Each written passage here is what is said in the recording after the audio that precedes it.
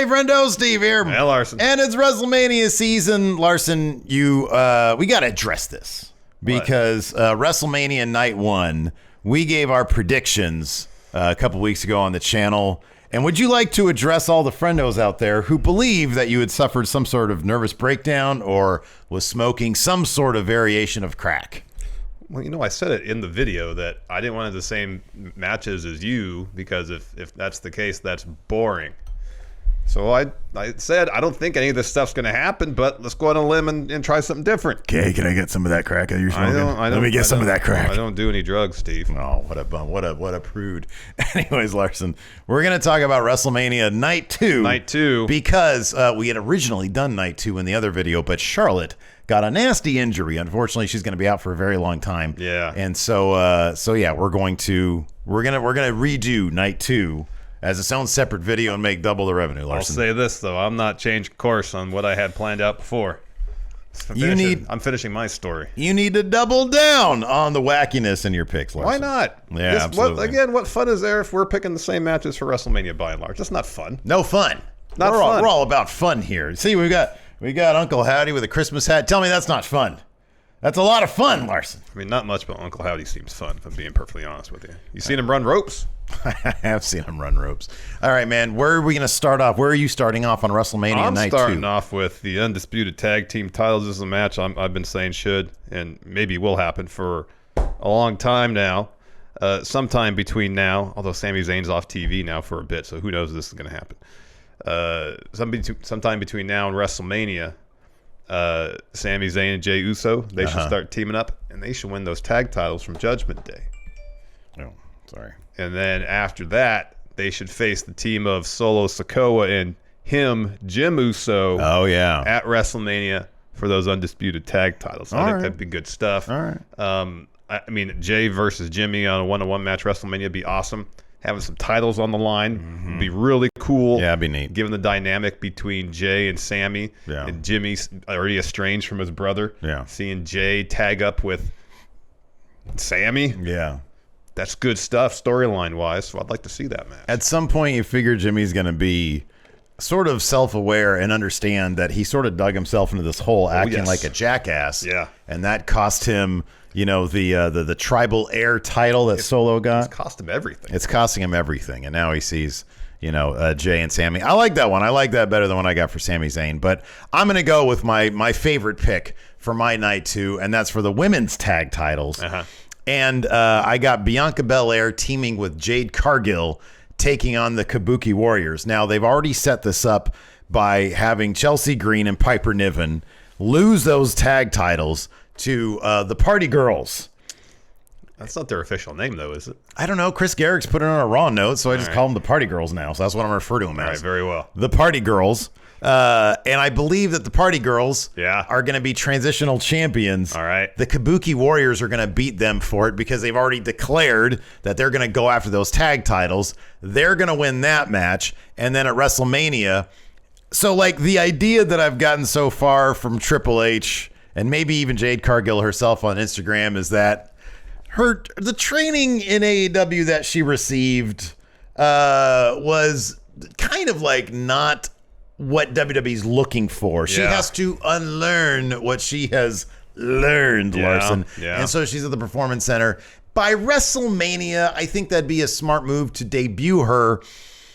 But you want to still protect that she's still learning. So you put her in a tag with Bianca Belair. Oh my God, the amount of star power there. Massive. Bianca has been in a forever feud with Damage Control. You got that right. And so I feel like Bianca and Jade versus Asuka and Kairi Sane for the tag titles. That's going to be the thing. Bianca and Jade win those tag titles. And I think that's an appropriately big start for Jade Cargill, putting her with Bianca, now a veteran who knows, where probably they want to take Jade. Yeah. I think that makes all the sense in the world. Yeah, it makes so much sense. I'm going to steal that idea, except it's not going to be for the tag titles. They have the tag titles already defended Night 1 if you've watched that video. So, Bianca and Jade taking on Asuka and Kairi in a tag match, but no titles on the line. And originally, I had Bianca taking on Charlotte, but then it was announced that Charlotte's knee injury is really bad. She's been gone for a while. She's going to be gone a little while, yeah. So she won't be available for WrestleMania. So What Steve said, but no tag titles. Next match. I've got my next one. Randy Orton has to do something. Yeah. And as we've seen in the past, once you take on Roman, like it's like a pyramid, right? Like you beat members of the bloodline to get to Roman, and then you beat members of the bloodline getting out of Roman. After you lose to Roman. After you lose to Roman, exactly. So you win to Roman, you lose, and then you go back down.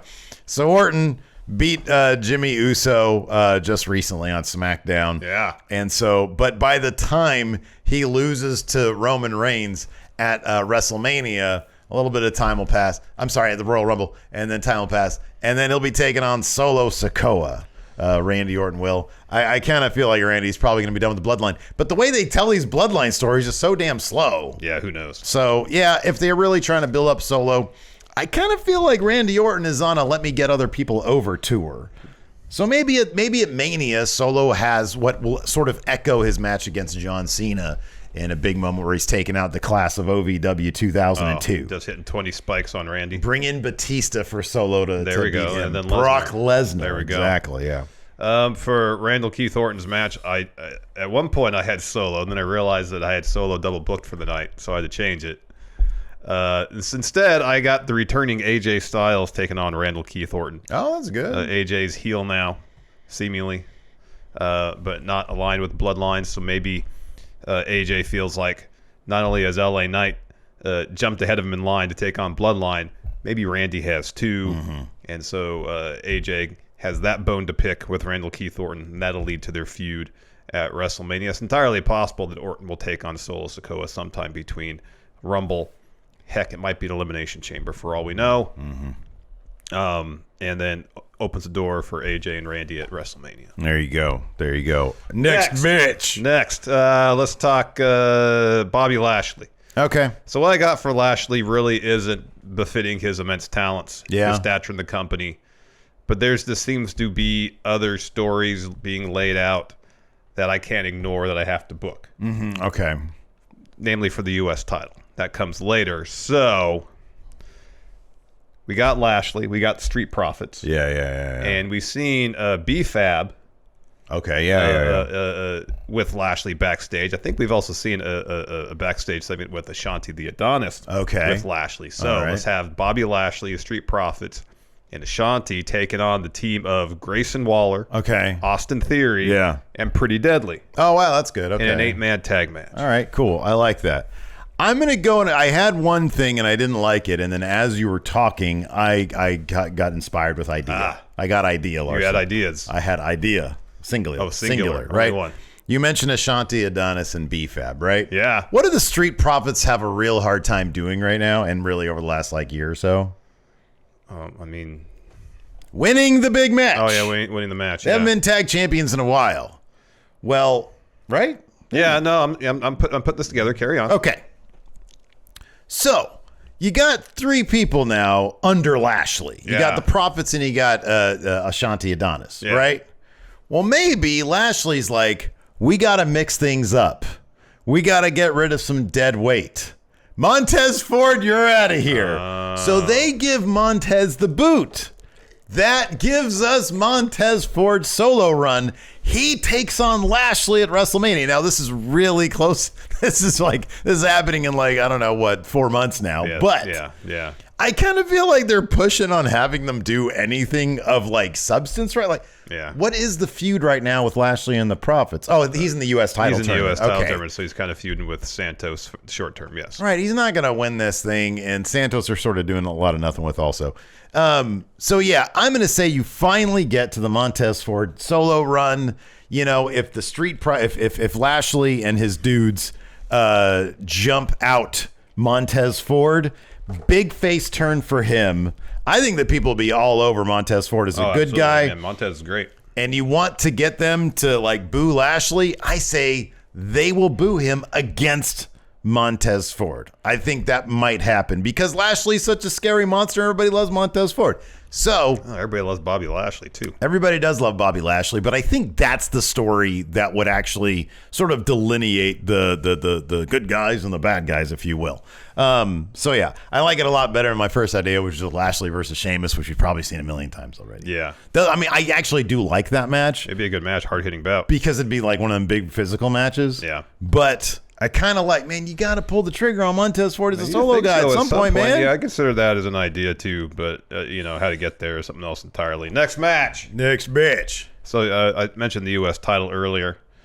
Logan Paul has that title right now. I'm imagining he's getting past Kevin Owens whenever they wrestle. I assume at Rumble, which means he has to have a title defense at WrestleMania. Oh, yeah. He's mentioned one individual consistently over the last few months in passing, and that one individual is, L.A. Knight. L.A. Knight, yeah.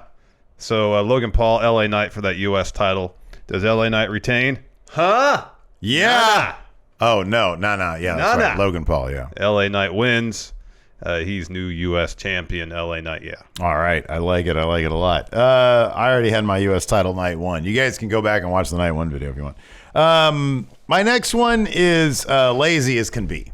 And it is Sami Zayn. Sami Zayn doesn't have a match. I don't know if he's going to have a match because he's out, but I don't know if that's storyline or not. I don't know. Yeah. I'd be surprised if he missed WrestleMania. So night one, I had Priest versus Drew McIntyre for Money in the Bank.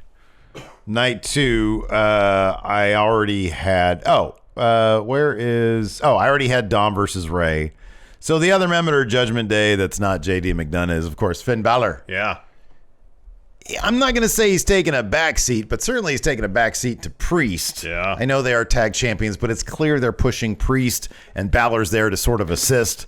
People really like Finn Balor. Let's give him his moment in the sun. And he, solo, takes on, not Solo Sikoa, he, by himself, takes on Sami Zayn. I think the match would be really, really good. Mm-hmm. I think people would want to see Balor sort of step up into a primary role again. Yeah. And I don't know. Yeah, there you go. Sami Zayn versus Finn Balor. There we go. Whatever. Next up for the WWE Women's Championship, I got Io Sky defending against Bayley. Bayley's going to win the Rumble. And things are going to happen that ensures that Bayley, rather than challenging Rhea Ripley, as she stated this past week on SmackDown, is actually going to go after Io Sky because she's going to get the boot from Damage Control. And she'll challenge Io Sky. And maybe Sasha Banks' return to help Bayley win. All right, so I've got the same match, but I'm going to put this one inside Hell in a Cell. All right. Because Io Sky loves jumping off cages, That's specifically with a garbage can over her body. And so screw it, we'll take it to the next level because I feel like this is the kind of feud, them jumping Bayley out of the Damage Control whenever that happens, Bayley winning the Rumble. I feel like between the Rumble and Mania, there's going to be enough stuff there to justify kicking this up, kicking her Mania title shot match up to Hell in a Cell. Yeah. Yeah, I think that's what you do. Yeah. And on top of that, it keeps out, in theory, although it's never practical. Interference, yes. Keeps out the rest of In Damage theory, Control. yeah. And, you'll want to do a big spot from on top of the cage. Obviously. Don't want to see that. I'll be sitting here like this.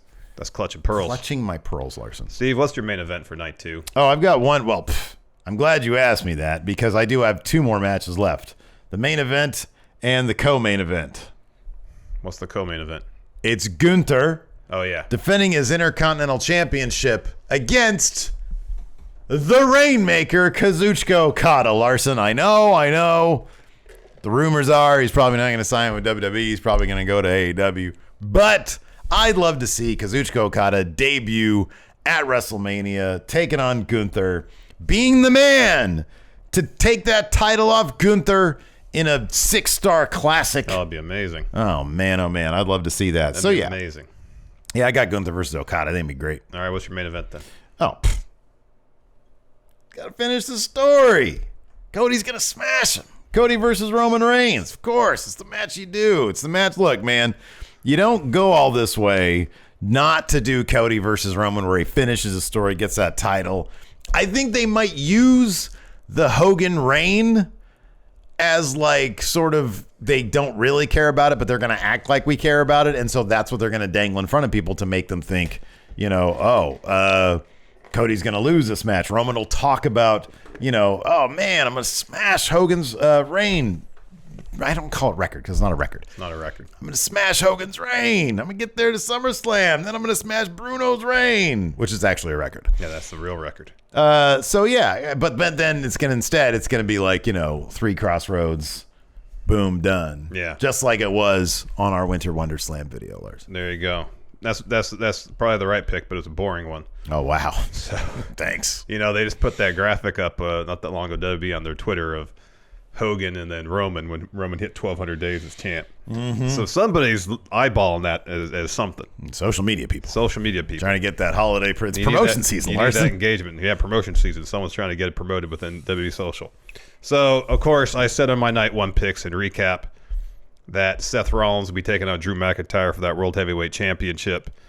Drew will win it if he hadn't won already, but I feel like winning at Mania and having that title and hearing the crowd boo and throwing batteries at him and stuff like that is going to be an eye-opening experience for him.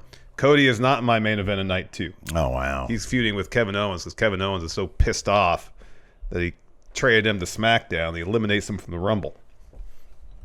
Okay. 41, Cody will finish the story. Well, maybe they'll do a show after Roman breaks Hogan's quote-unquote record at Madison Square Garden. Cody will win there. Anyways, CM Punk wins the Rumble.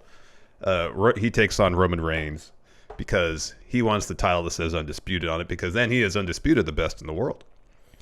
So this match happens, but Seth Rollins is so upset that CM Punk is in a position to be top champion in the company, yeah, and he can't live with that because he hates CM Punk. Yeah, and he can't imagine the company being held hostage by someone he loathes so intensely. Mm-hmm. So what does he do?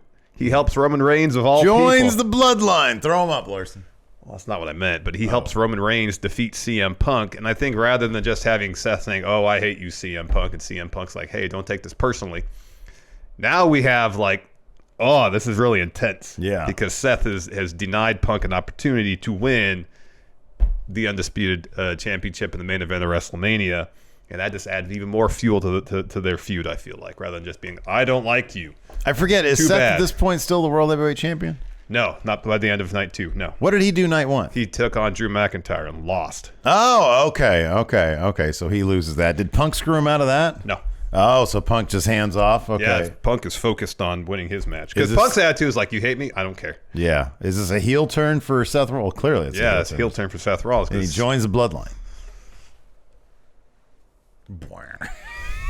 I do the whole thing. Oh, man. Anyways. Come on, dump on me again. I don't care. Bring it. Come on. Bring Come on. Yeah, let us know what you guys think about all this in the comments below. And hit that like button. Hit the subscribe button. We went past 20,000. We're on the road to 40,000. 40,000, Yeah. Into 2024. Yes, please. There Thanks you to go. everybody. I appreciate your comments. Goodbye.